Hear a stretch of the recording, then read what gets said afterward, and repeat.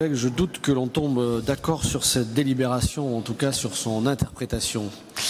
Par cette délibération, on abandonne la requalification du centre commercial, en tout cas avec cette formule-là.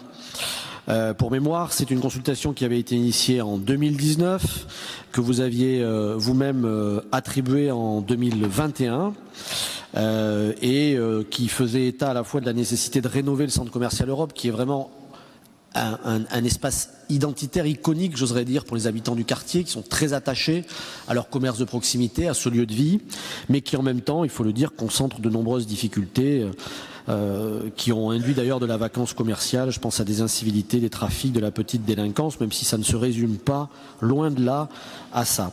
Mais nous avons été extrêmement déçus, abasourdis, tristes et en colère, à vrai dire, mais comme beaucoup d'habitants du quartier, quand nous avons compris que ce projet n'irait pas au bout et donc que l'on était dans l'inconnu d'une opération qui ne se réaliserait pas.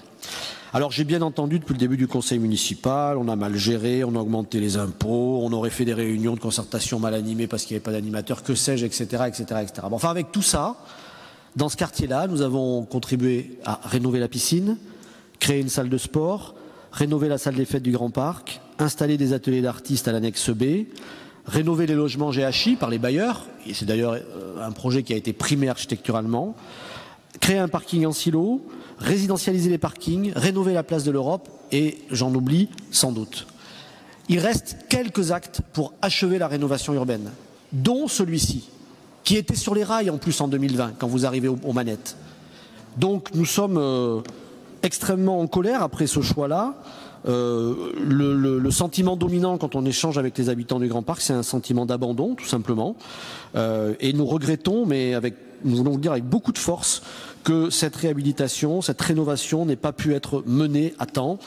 Et certaines opérations dans le quartier, d'autres projets sont en cours, mais je voudrais quand même rappeler par exemple que les opérations d'aménagement sur le parvis des écoles étaient inscrites au PPI 2019, la ferme urbaine était inscrite au PPI 2019, ainsi que l'extension d'école Schweitzer. Donc on se demande vraiment quel a été l'investissement, l'action et le travail de la majorité municipale dans ce quartier. Il aurait pu passer par une rénovation lancée et aboutie du centre commercial Europe, ça n'est pas le cas.